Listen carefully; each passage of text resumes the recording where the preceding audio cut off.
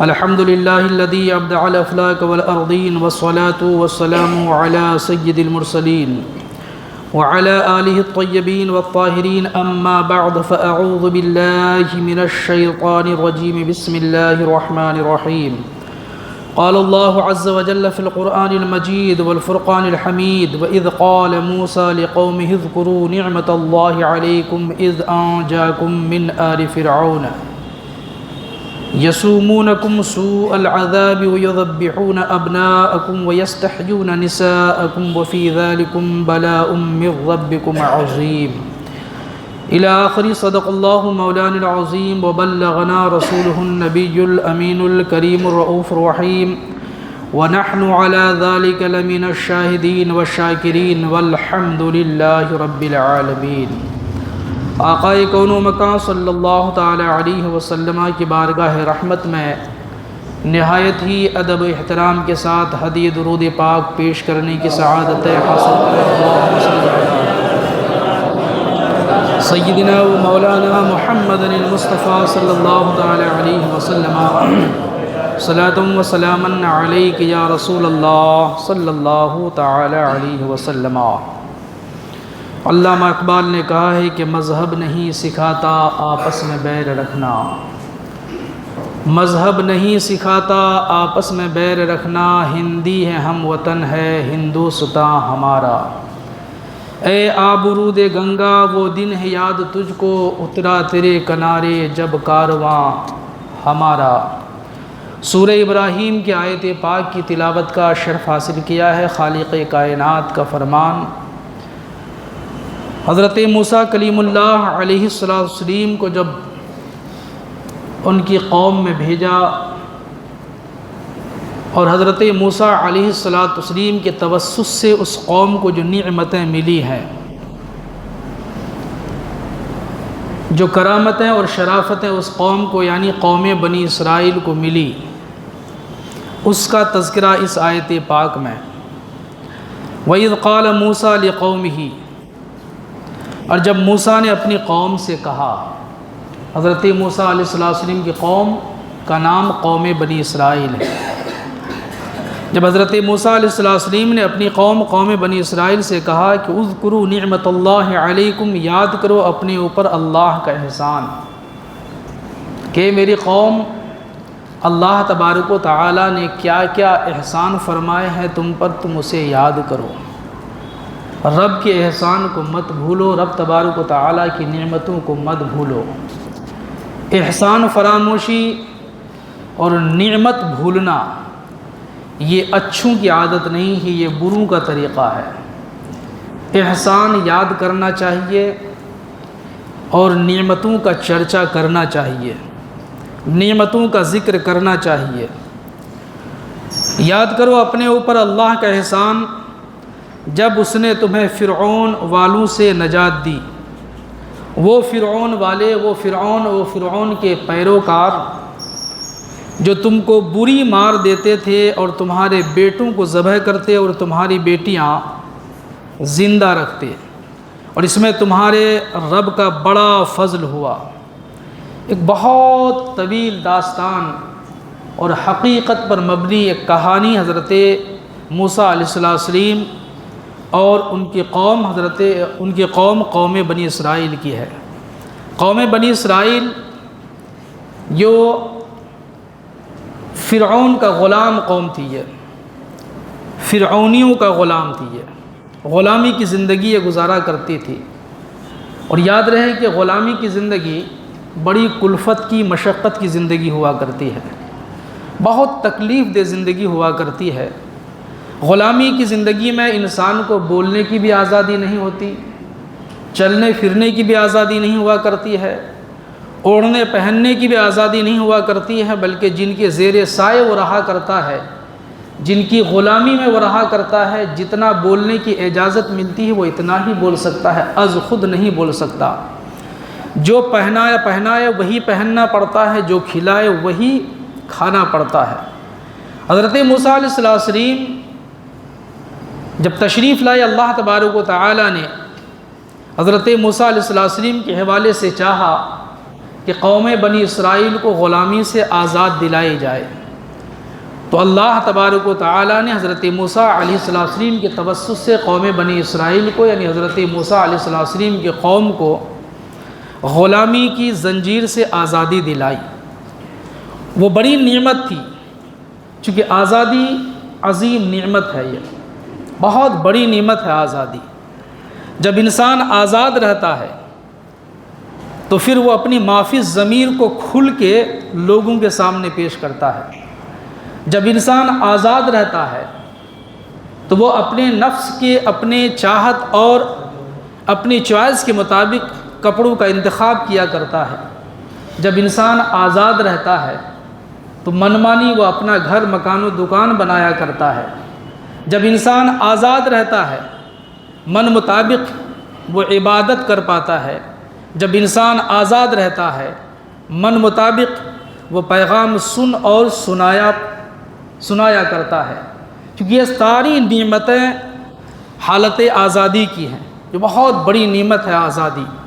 رب قدیر و جبار فرماتا ہے، یاد کرو اے قوم بنی اسرائیل، تم غلام تھے، مشقت کی زندگی گزارا کرتے تھے، اور اتنی مشقت کی زندگی کہ صبح سے شام تک قوم بنی اسرائیل فرعون اور فرعونیوں کا کام کیا کرتے تھے۔ شام کو کھانا مانگنے کی ہمت نہیں ہوتی تھی، کھانا بھی نہیں وہ مانگ سکتے تھے، اپنے بھوک کا اظہار بھی نہیں کر سکتے تھے۔ وہ پیاس لگتی تھی لیکن پیاس کا اظہار نہیں کر سکتے تھے۔ یہ غلامی ہے۔ یہ آزادی کتنی بڑی نعمت ہے، اس آزادی کی اہمیت اور اس نعمت کی اہمیت اسی کو پتہ ہے جو قوم غلامی کی زنجیروں میں زندگی گزاری ہے، جو قوم غلامی کی تلخی جھیلی ہے، جو قوم غلامی کی تاریکی میں شب و روز گزاری ہے، رات اور دن گزاری ہے، وہی قوم سمجھ سکتی ہے کہ آزادی کتنی عظیم نعمت ہے۔ پیارے آقا کریم صلی اللہ تعالیٰ علیہ وسلم کی جب آمد ہوتی ہے تو رسول پاک صلی اللہ تعالیٰ علیہ وسلم کے پیغام عام ہونے سے پہلے بھی لوگ غلامی کی زندگی گزار رہے تھے۔ بڑے چھوٹوں کا بڑا فرق تھا، کالا گورے کا بڑا امتیاز تھا، دھنوان اور غریبوں میں بڑا امتیاز تھا۔ پیارے آقا کریم صلی اللہ تعالیٰ علیہ وسلم نے اتنا خوبصورت پیغام پیش کیا، یہ تمام تر امتیازات کو، کون امیر ہے، کون غریب ہے، کون کالا ہے، کون گورا ہے، کس خاندان کا کون ہے، کس کا بیٹا کیا ہے، رسول کونین صلی اللہ تعالیٰ علیہ وسلم نے اللہ کے عطا سے ان تمام تر امتیازات کو مٹا دیا، اور رسول کونین صلی اللہ تعالیٰ علیہ وسلم نے لنگڑا، لولا، امیر، غریب، کالا، گورا سب کو ایک مزاج دیا کہ ہم سبھی رب کے بندے ہیں، اور رب تبارک و تعالیٰ کی بارگاہ میں مقبول وہی ہے جو متقی و پرہیزگار ہے۔ رسول پاک صلی اللہ علیہ وسلم نے یہ مزاج دیا، اسلام کا دیا ہوا مزاج ہے۔ رب تبارک و تعالیٰ کا پسندیدہ دین، اللہ تبارک و تعالیٰ کا پسندیدہ دین، دین اسلام کی اصول و ضابطے ہیں یہ جو سارے امتیازات تھے رسول کونین صلی اللہ تعالیٰ علیہ وسلم نے اللہ کے دیے سے خوبصورت پیغام کے حوالے سے تمام تر امتیازات کو مٹا دیا۔ اس وقت سمجھ میں آیا کہ آزادی کتنی عظیم نعمت ہے، کہ کھل کے سب کو پوچھنے کا موقع ہے، کھل کے سب کو بولنے کا موقع ہے۔ تو میرے دوست، آزادی بہت بڑی نعمت ہے، بہت بڑی نعمت ہے۔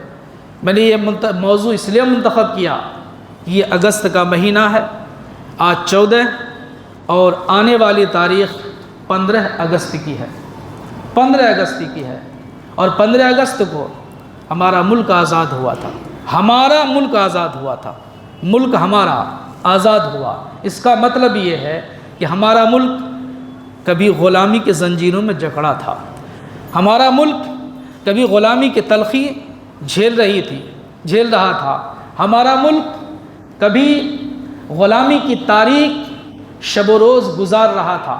تب کہا جاتا ہے کہ ہمارا ملک 15 اگست 1947 کو آزاد ہوا تھا۔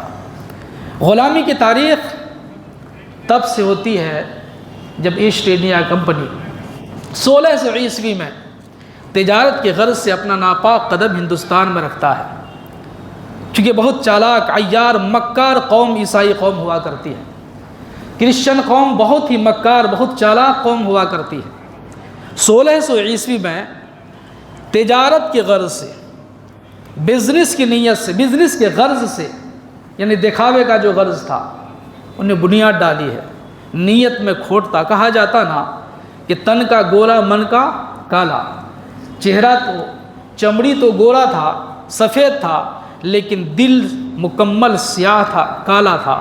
دھیرے دھیرے اس ہندوستان پر وہ ناپاک پنجہ گاڑتا رہا۔ جب ہندوستان میں برطانیہ گورنمنٹ ایسٹ انڈیا کمپنی کے نام پہ اپنا ناپاک قدم گاڑا تھا، رکھا تھا، تو اس وقت حکومت مسلمانوں کی تھی، حکمراں مسلم تھے، بادشاہت مسلمانوں کی تھی، بادشاہ مسلم تھے، اور یہ وہ ہندوستان تھا اس وقت جسے سونے کی چڑیا کہا جاتا تھا۔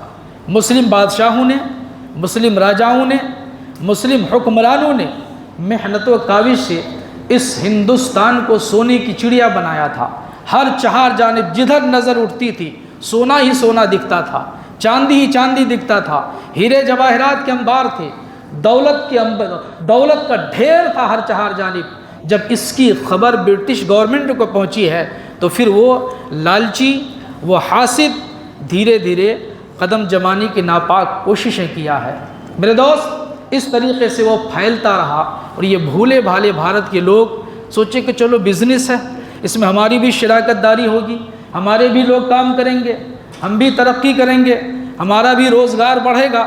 لیکن ان کا منشا کچھ اور تھا، ان کا منشا کچھ اور تھا۔ بزنس کرنا منشا نہیں تھا، بلکہ اس چڑیے، سونے کی چڑیے پہ قبضہ کرنا منشا تھا، ہندوستان پر قبضہ کرنا منشا تھا، ہندوستان کی دولت کو، ہندوستان کی سمپتی اور ہیرے جواہرات کو لوٹنا مقصد تھا۔ میرے دوست، اس طریقے سے وہ قدم بڑھاتا ہے، بڑھاتا چلا جاتا ہے۔ جب حکومت مسلمانوں کی تھی تو یقیناً برٹش گورنمنٹ کو دشمنی مسلمانوں سے تھی، حکمرانی مسلمانوں کی تھی، تو انہی کو تخت و تاج سے اتارنا تھا نا۔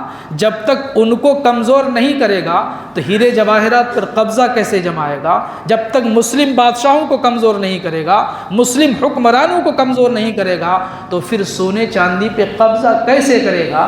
تو اصلاً دشمنی مسلمانوں سے تھی۔ اس لیے کچھ دنوں کے بعد مسلمانوں نے بالخصوص یہ احساس کیا، انہیں احساس ہوا کہ نہیں، یہ بزنس نہیں کر رہا بلکہ ہمارے گھروں میں قبضہ کر رہا ہے، ہمارے ملک میں قبضہ کر رہا ہے، ہمارے دکانوں مکان کھیت کھلیان میں قبضہ کر رہا ہے۔ تو پھر آزادی کی تحریک اور آزادی کی آواز بلند ہونے لگی۔ اور یہ 1857 کی بات نہیں ہے، یہ 1857 کی بات نہیں، 1857 سے 100 سال پہلے سے جنگ لڑی جا رہی ہے آزادی کی۔ 100 سال پہلے سے جنگ لڑی جاتی ہے۔ جہاں بھی مسلمانوں کی آواز اٹھتی تھی، یہ ناپاک اپنی طاقت کا ناجائز استعمال کر کے اس آواز حق کو دبا دیا کرتے تھے۔ یوں آواز ہوتی رہی۔ پھر شیر میسور، جب ٹیپو سلطان کی شہادت ہوتی ہے وطن کے لیے، ٹیپو سلطان کی شہادت ہوتی ہے، یہ وہی ٹیپو سلطان ہے جس کی شہادت کے بعد انگریزوں نے کہا تھا، برٹش گورنمنٹ نے کہا تھا، اس وقت کے جرنل جو تھے ان لوگوں نے کہا تھا کہ اب ہندوستان ہمارے ہاتھ میں آ گیا ہے، اب ہندوستان ہمارے ہاتھ میں آ گیا ہے۔ ایک موقع تھا کہ اسی شیر میسور سے کسی نے کہا کہ اب یلغار کرنا، ظالموں کے حملے کو روکنا، اس کا مقابلہ کرنا بہت مشکل ہے، ان کے پاس لشکر بہت زیادہ ہیں، اسلحہ بہت زیادہ ہیں، کمک اور مدد کرنے والی جماعتیں ان کے پاس بہت زیادہ ہیں، اس لیے سیلنڈر کر لیا جائے۔ تو اس موقع پہ شیر میسور نے کہا تھا کہ گیدڑ کی 100 سالہ زندگی سے بہتر شیر کی ایک دن کی زندگی بہتر ہے۔ 100 سال گیدڑ کی طرح جینا یہ بہتر نہیں ہے، بہتر یہ ہے کہ ایک ہی دن لیکن شیر کی طرح زندگی گزاری جائے، صبح سے شام تک صرف زندگی ملے لیکن شیرانہ زندگی ملے۔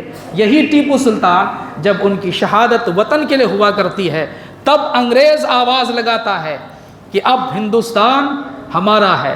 آج اسی ٹیپو سلطان کو غدار کہہ کے پکارا جا رہا ہے۔ یہ کون غدار کہہ رہے ہیں ٹیپو سلطان کو؟ یا پھر مجاہدین آزادی کو کون غدار کر رہے ہیں؟ جنہوں نے بھارت کو سونے کی چڑیا بنائی، سونے کی چڑیا بنائی، اب وہی غدار کہے جاتے ہیں۔ انہی کے قبر اکھیڑنے کی ناپاک کوششیں کی جا رہی ہیں، تاریخ سے وہی مٹائے جا رہے ہیں، ہسٹری سے وہی خارج کیے جاتے ہیں۔ میرے دوست، یہ پلان صرف ان کا نہیں ہے، یہ پلان برٹش گورنمنٹ کا ہے، یہ پلان صرف یہیں کا نہیں ہے، یہ پلان ان کالے کرتوت والوں کا ہے۔ جو کام انہوں نے کیا تھا آج وہی کام یہ کر رہے ہیں۔ لیکن یاد رکھیے گا، اگر بھارت کی تاریخ مٹائی جا رہی ہے، ہندوستان کی تاریخ مٹائی جا رہی ہے، مسلمانوں کی تاریخ مٹائی جا رہی ہے، تو غلطی صرف ان کی نہیں، غلطی ہماری بھی ہے۔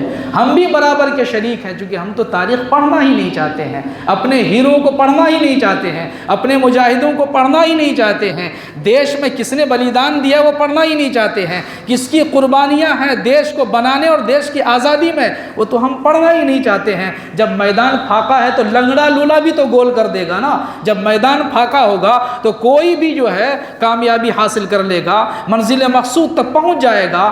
ہمیں پڑھنا ہوگا۔ ہماری تاریخ ہے کہ جب ٹیپو سلطان کی شہادت ہوتی ہے اور انگریز جب یہ آواز لگاتا ہے کہ اب ہندوستان ہمارا ہے، اس وقت ایک بوریا نشین، اللہ کا نیک، مصطفیٰ کریم صلی اللہ علیہ وسلم کا وفادار حضرت ولی اللہ محدث دہلوی رحمۃ اللہ تعالیٰ علیہ ایک مدرسے میں تعلیم دیتے، ایک مکتب میں پڑھایا کرتے ہیں۔ جب یہ آواز آتی ہے تو پھر حضرت ولی اللہ محدث دہلوی رحمۃ اللہ تعالیٰ علیہ نے انگریز کے خلاف جہاد کا فتویٰ دیا ہے، انگریز کے خلاف جہاد کا فتویٰ دیا ہے۔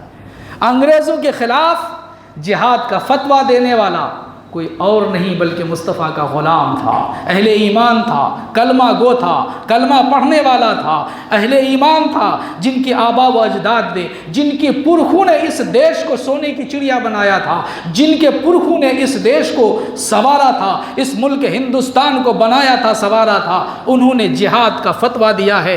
جہاد کا فتویٰ دینا تھا کہ پھر چہار جانب پورے ہندوستان میں لڑائی کی آزادی، جنگ آزادی کی لہر دوڑ جاتی ہے۔ اور آپ کو پتہ ہونا چاہیے، جب انگریزوں کو پتہ چلا کہ فلاں جگہ سے جہاد کا فتویٰ دیا گیا ہے تو ان کی تو گرفتاری ہوئی ہی، ساتھ ساتھ اس مدرسے کو تہو بالا کر دیا گیا، نیست و نابود کر دیا گیا، توڑ پھوڑ کے ختم کر دیا گیا۔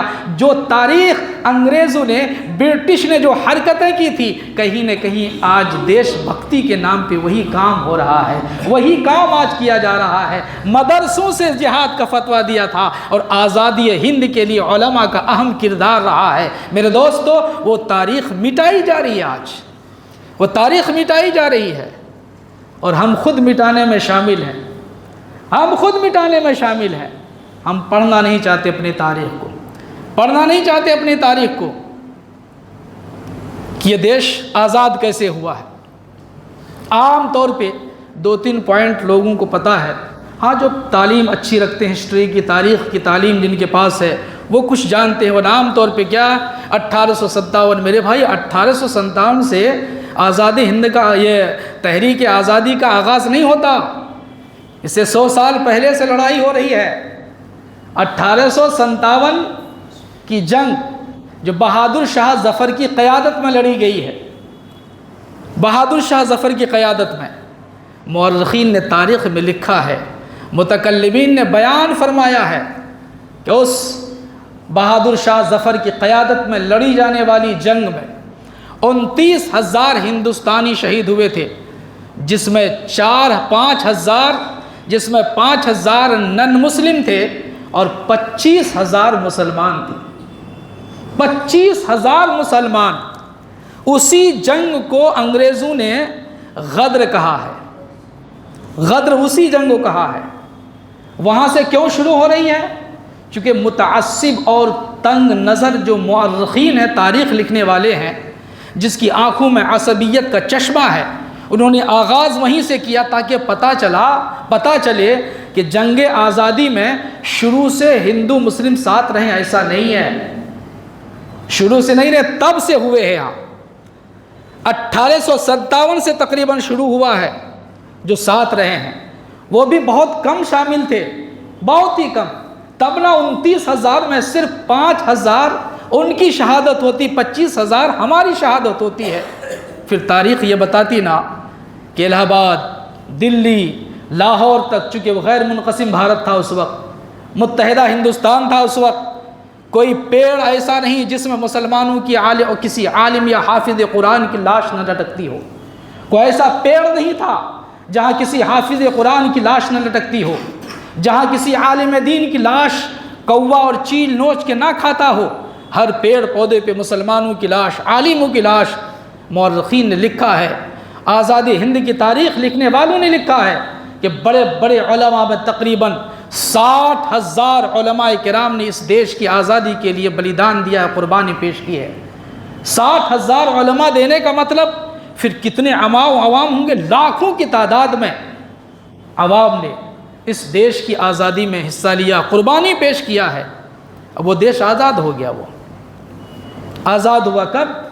15 اگست 1947 کو آزاد ہوا۔ ہزارہ قربانیاں پیش کی گئی ہیں۔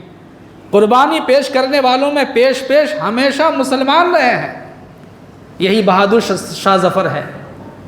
جب ان کی گرفتاری ہوئی، رنگون بھیج دیے گئے، کالا پانی، جزیرے انڈمان بھیج دیے گئے جی، اور ایک کے بعد دیگرے ان کے لڑکوں کا سر تشت میں سجا کر بطور ناشتہ پیش کیا جا رہا تھا۔ کیا اس منظر کو کوئی سمجھ سکتا ہے؟ کیا اس درد کا کوئی احساس کر سکتا ہے کہ باپ کے سامنے بیٹے کا سر تشت میں سجا کر کے بطور ناشتہ پیش کیا جا رہا ہو؟ لیکن وہ محب وطن تھے، اصل میں وطن سے محبت کرنے والے تھے، وطن کے لیے سب کچھ قربان کیا۔ اسی موقع پہ کسی انگریز کتا نے کہا تھا کہ دمدمے میں دم نہیں ہے، خیر مانگو جان کی۔ بہادر شاہ ظفر سے کہہ رہا ہے کہ خیر مانگو تم، اگر تم جھک جاؤ گے، اگر تم یہ کہہ دو گے کہ اب میں تحریک آزادی میں حصہ نہیں لوں گا تو تمہیں آزاد کر دیا جائے گا، تمہیں چھوڑ دیا جائے گا، تمہیں رہا کر دیا جائے گا، تمہاری جان تمہیں سونپ دی جائے گی۔ تو انگریز نے کہا اس وقت کہ دمدمے میں دم نہیں ہے، خیر مانگو جان کی۔ اے ظفر جھکنے لگی شمشیر ہندوستان کی۔ 86 سال کی عمر تھی اس وقت بہادر شاہ ظفر کی، 86 سال کی عمر ہے، اور تمام ایک کے بعد دیگرے تمام بچوں کا سر بطور ناشتہ ایک کے بعد دیگرے پیش کیا جا چکا ہے۔ ان کی ہمت کو داد دیجئے، دیش ایسے آزاد نہیں ہوا ہے۔ بڑی قربانیاں لیا ہے دیش نے آزاد ہونے میں، دیش کی آزادی میں بڑی خون ریزی ہوئی ہے، دیش کی آزادی میں بڑی قتل غارت ہوئی ہے، دیش کی آزادی نے بڑی بڑی بے شمار قربانیاں لی ہیں۔ اس وقت 80 سال کا وہ شیر، بوڑھا شیر، محب وطن، ہندوستان سے محبت کرنے والا، ہندوستان کو سجانے والا، ہندوستان کو آسمان کی بلندیوں تو پہنچانے والا، اپنے ہاتھوں میں کیل لیتا ہے اور دروازے پہ اور دیوار پر اس کے نیچے یہ لکھ بیٹھتا ہے کہ سنو انگریزوں، تم نے کہا کہ دمدمے میں دم نہیں ہے، خیر مانگو جان کی۔ اے ظفر جھکنے لگی شمشیر ہندوستان کی۔ تو اس وقت انہوں نے لکھا تھا کہ غازیوں میں بو رہے گی جب تلک ایمان کی، غازیوں میں بو رہے گی جب تلک ایمان کی، تخت لندن تک چلے گی دے تیغ ہندوستان کی، تخت لندن تک چلے گی تیغ ہندوستان کی۔ انہی بہادروں کو آج غدار کہا جا رہا ہے، انہی بہادروں کی قبریں اکھاڑ کر ناپاک وہ پھینکنے کی ناپاک کوششیں کی جا رہی ہے، جنہوں نے انگریزوں کی مخبری کی ہے، جنہوں نے انگریزوں کا ساتھ دیا ہے، اور آج انہی کے مشن پہ چلتے ہوئے ان لوگوں کو غدار اور ان لوگوں کو بے وفا کہہ رہے ہیں جنہوں نے ہندوستان کو بنایا، جنہوں نے ہندوستان کو سنوارا، جنہوں نے ہندوستان کو سونے کی چڑیا کی شکل دی ہے۔ میرے دوست، ہمیں تاریخ پڑھنا ہوگا، ہمیں تاریخ پڑھنا ہوگا۔ جھکیے ادھر اپنی تاریخ کی طرف، پڑھیے اپنی تاریخ کو، جڑیے اسلام سے، تاریخ اسلام کو پڑھیے۔ علماء کی آواز اگر نہ اٹھی ہوتی تو پھر اس وقت یاد رکھیے یہ بھارت آزاد نہیں ہوتا، یہ بھارت آزاد نہیں ہوتا۔ بہت منصوبہ بند طریقے سے مساجد کو آج بدنام کیا جا رہا، مدرسوں کو بدنام کیا جا رہا ہے۔ جن مدرسوں سے جہاد کا فتویٰ دیا گیا، جن مدرسے سے پلنے والوں نے دیش کی آزادی میں قربانیاں پیش کی ہیں، آج انہی مدرسوں کو کہا جاتا ہے کہ دہشت گردی کا اڈا ہے۔ آسان طریقے سے انہی مسجدوں کو شہید کر دی جا رہی ہے، مدرسوں کو تباہ و برباد کیا جا رہا، اس کی ناپاک کوششیں کی جا رہی ہے، مقابر کو تباہ و برباد کی جا رہی ہے۔ ہمیں اپنی تاریخ پڑھنا ہوگا میرے بھائی، اپنی تاریخ کو پڑھنا ہوگا، اللہ کے بعد اللہ کا واسطہ ہے، تعلیم کی طرف دھیان دیجئے، تعلیم کی طرف دھیان دیجئے، تعمیر ہوتی رہے گی۔ اگر بلڈنگ بنا لیا آپ نے، ماربل بھی لگایا آپ نے، ٹائلس بھی لگا لیا، اگر ان پڑھ رہ گئے تو پھر کیا فائدہ، کیا فائدہ ہے؟ اس لیے تعلیم کی طرف بڑھیے، پیسہ بچائیے، محنت کیجئے رزق حلال حاصل کرنے کے لیے۔ اور یاد رکھیے کہ آج دنیا دار، دنیا کا پرستار، مادہ پرست آپ کی روزی کو تنگ کرنے کی ناپاک کوششیں کی جا رہی ہیں۔ مایوس نہیں ہونا، رزاق وہ نہیں، رزاق اللہ ہے، رزاق اللہ ہے۔ رب تبارک و تعالیٰ نے فرما دیا وَمَا مِن دَابَّةٍ، اللہ نے فرما دیا تمام مخلوقات کی رزق کی ذمہ داری میرے ذمہ کرم پر ہے۔ اللہ تبارک و تعالیٰ رزق دے گا۔ اللہ نے یہ نہیں فرمایا کہ جب تم خوشحال رہو گے تو میں تمہیں رزق دوں گا، جب حالات سازگار ہوں گے تب رزق میں تمہیں دوں گا، جب ظالم کی حکومت نہیں ہوگی تو تمہیں رزق دوں گا، جب ایک اچھے انسان کی حکومت ہوگی تو میں رزق دوں گا۔ نہیں، اللہ ہر حال میں اپنی مخلوق کو رزق عطا فرمائے گا، ہر حال میں دے گا۔ اگر کوئی کارخانہ سے نکال دے رہا ہے، کوئی دکانوں سے نکال دے رہا ہے، مایوس نہیں ہونا ہے، دل پہ یقین رکھنا ہے، یقین کو مضبوط کرنا، ایمان کو مضبوط کرنا ہے کہ ہمارا رزاق وہ نہیں ہے جو کل کارخانہ والا ہے، ہمارا رزاق وہ نہیں ہے جو اقتدار پہ بیٹھا ہے، ہمارا رزاق وہ نہیں ہے جو کرسی پہ بیٹھا ہے، ہمارا رزاق وہ نہیں ہے جو اسٹیٹ کو چلایا کرتا، ہمارا رزاق وہ نہیں ہے جو ملک کو چلایا کرتا، ہمارا رزاق وہ نہیں ہے جو دلی یا کسی شہر میں بیٹھا ہوا ہے، ہمارا رزاق تو وہ ہے جس نے ساری کائنات کو پیدا فرمایا ہے۔ اور اس کی رحم و کرم کا عالم یہ ہے کہ ماننے والوں کو بھی رزق دیتا ہے، نہ ماننے والوں کو بھی رزق عطا فرماتا ہے۔ ماننے والوں کو بھی فضا دیا ہے سانس لینے کے لیے، نہ ماننے والوں کو بھی فضا دیا ہے۔ پینے کے لیے ماننے والوں کو بھی پانی دیا کرتا ہے اور نہ ماننے والوں کو بھی پینے کے لیے پانی دیا کرتا ہے۔ وہ کریم پروردگار ہے، ہمارا ایمان اس پروردگار پہ ہے۔ ایمان کو مضبوط کیجئے، اللہ پر بھروسہ رکھیے، انشاءاللہ العزیز۔ یہ جو صبح آئی ہے نا، یہ جو صبح آئی ہے، یہ غلامی کی جو لہر اور ناپاک لہر دوڑانے کی جو ناپاک کوششیں کی جا رہی ہیں، یہاں سے لے کر کلکتہ سے لے کر کے دلی تک بھارت کے چپے چپے میں جو ناپاک کوششیں کی جا رہی ہیں، انشاءاللہ العزیز یہ ناکام ہوں گے۔ اللہ جو چاہتا ہے وہ ہوتا ہے، رب جو چاہے گا وہ ہوگا، کوئی کسی کی روزی کو چھین نہیں سکتا ہے۔ رب تبارک و تعالیٰ دینے والا ہے، عطا فرمانے والا ہے۔ بھروسہ پروردگار پہ رہے، ہم مخلوق اس کی ہیں، بندہ بننے کی کوشش کریں، ہم بندہ بننے کی کوشش کریں، اپنی زندگی میں بندگی ہونی چاہیے۔ رب تبارک و تعالیٰ رزق دے گا۔ مرے وہ جو دنیا دار ہے، جو مادہ پرست ہے، ہم تو خدا پرست ہیں نا، خدا پرست ہیں۔ ہمارے ہاں ترجیح دنیا کو نہیں دی جاتی، ہمارے ہاں ترجیح آخرت کو دی جاتی ہے۔ اللہ پاک نے ارشاد فرمایا وَالْآخِرَةُ خَيْرٌ وَأَبْقَىٰ، آخرت سب سے بہترین ہے اور آخرت باقی رہنے والی ہے۔ اس لیے آؤ میرے بھائی، پڑھو، میرے نوجوانوں پڑھو یار، پڑھو دین، پڑھو اپنی تاریخ، پڑھو مجاہدین کی تاریخ، پڑھو اصحاب نبی کی مقدس اور پیاری زندگی، پڑھو اولاد نبی کی قربانیاں، پڑھو شہدائے بدر و حنین کو، پڑھو شہدائے احد کو، پڑھو شہدائے کرب و بلا کو، پڑھو۔ تب سے اب تک جو دیش، قوم اور ملک کے لیے ہمارے پرکھوں نے، ہمارے رشتوں نے، ہمارے نسلوں نے جو قربانیاں پیش کی ہیں، ہمیں ایک ایک کر انہیں پڑھنا ہوگا۔ اور موجودہ دور میں ضرورت ہے کہ پڑھنے کی، ورنہ ایک ایک تاریخ مٹائی جا رہی ہے۔ اور کسی نے کہا اور سچ کہا کہ ایک تاریخ مٹائی جا رہی ہے آج، وہ تاریخ مٹائی جا رہی ہے جس نے ہندوستان کو سونے کی چڑیا بنایا تھا۔ لیکن ان کم فہموں کو، ان بیوقوف کو یہ پتہ نہیں ہے کہ جہاں ایک تاریخ وہ مٹا رہا ہے تو ظلم کی دوسری تاریخ لکھی بھی جا رہی ہے، ظلم کی دوسری تاریخ لکھی بھی جا رہی ہے۔ وقت آئے گا یہ تاریخ بھی پڑھی جائے گی۔ یہ بہت خوش فہمی میں مبتلا ہیں، یہ خوش فہمی میں اس لیے مبتلا ہیں کہ اقتدار پہ قابض ہیں یہ، چونکہ اقتدار کے پرستار ہیں، یہ مادیات کے پرستار ہیں، یہ روپیے پیسے کے پرستار ہیں، یہ اور کسی اور چیز کے پرستار ہیں، یہ تو یہ کرتے ان کو بھاتا ہے، لیکن ہم اہل ایمان، ہم خدا کے پرستار ہیں، اللہ کا واسطہ ہے، دین سے جڑیے، سجدوں سے محبت کیجئے، قرآن پڑھیے اور اپنی پرکھوں کی تاریخ پڑھ کر کے اپنے اندر حوصلہ اور مضبوطی لانے کی نیک کوشش کیجئے۔ اللہ فضل فرمائے اپنے محبوب رحمت للعالمین صلی اللہ تعالی علیہ وسلم کی رافت و رحمت کے صدقے ہم سبوں کو علم دین حاصل کرنے کی، اپنے پرکھوں کی تاریخ پڑھنے کی توفیق سعید بخش، آمین آمین بجائے سید المرسلین۔ استغفر اللہ ربی من کل ذنب واتوب الیہ، وآخر دعوانا الحمدللہ رب العالمین۔